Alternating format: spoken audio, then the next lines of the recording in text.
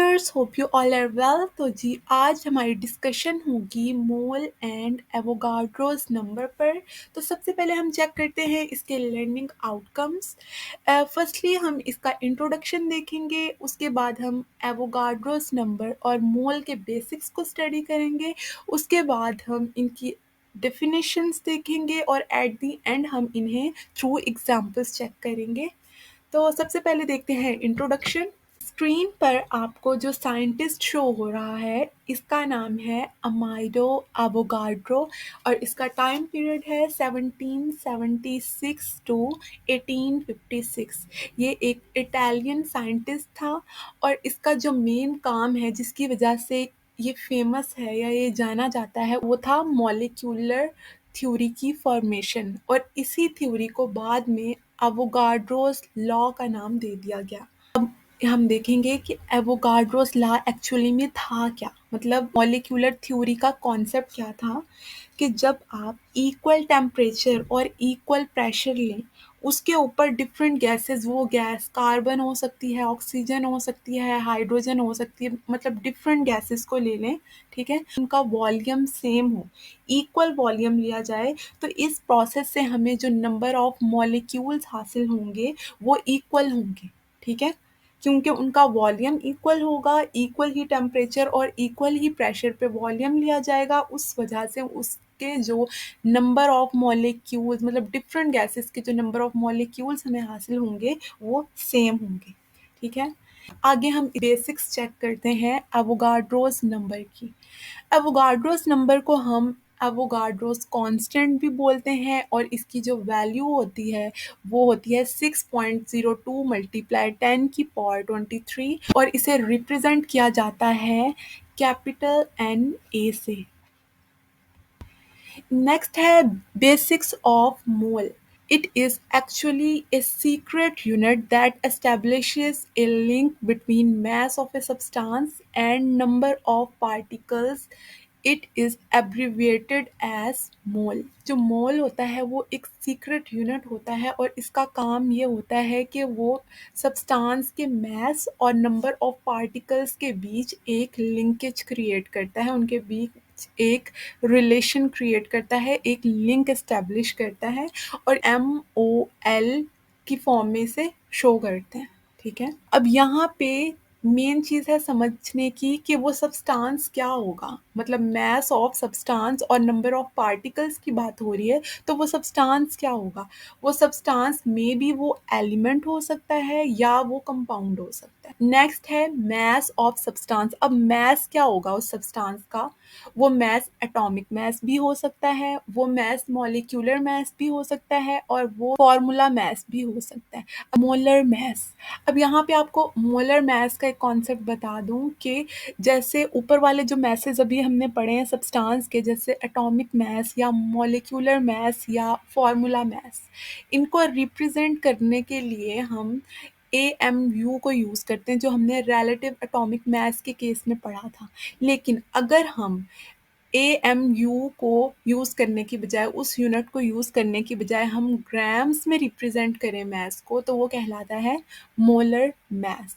अगला जो है वो है number of particles. Number of particles कौन से हैं जो हम अभी पीछे पढ़ चुके हैं, 6.02 मल्टीप्लाई 10 की पावर 23, जो कि एवोगाड्रोस नंबर था, वही यहाँ पे नंबर ऑफ पार्टिकल्स को शो करते हैं।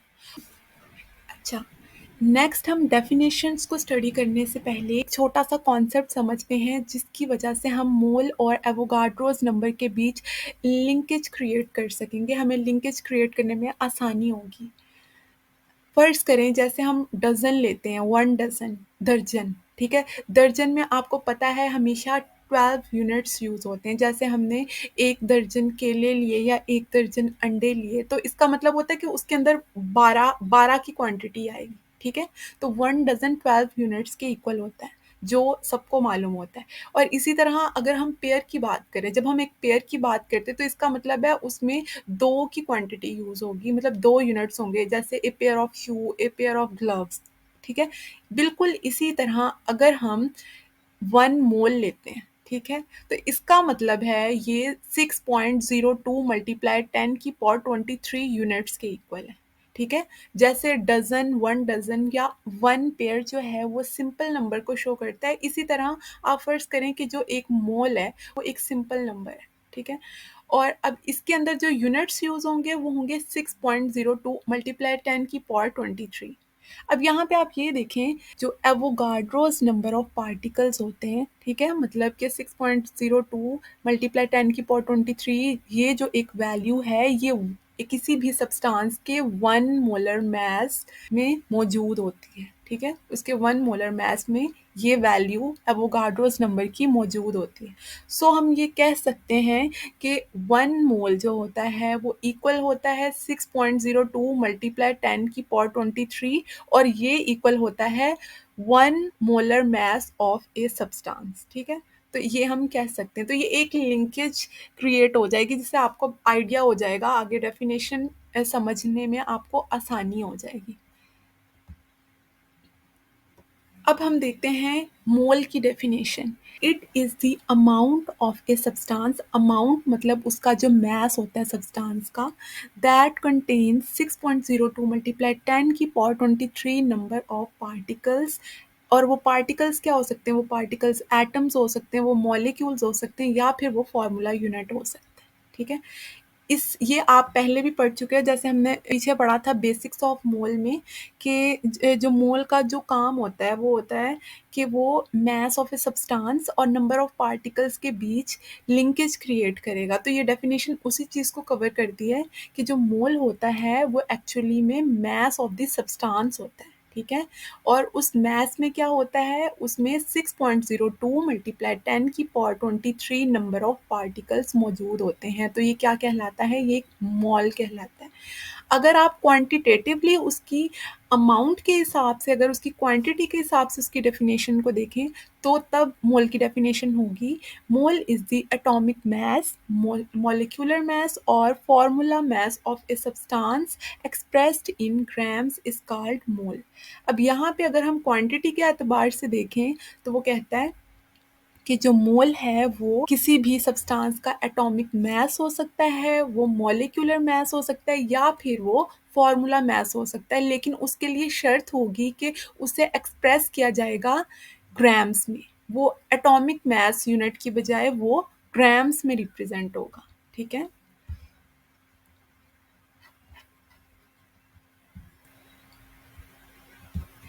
नेक्स्ट है Avogadro's number. It is a collection of 6.02 multiply 10 की पावर 23 पार्टिकल्स। ये आप पीछे पढ़ चुके हैं कि एवोगाड्रोस नंबर का मतलब क्या है।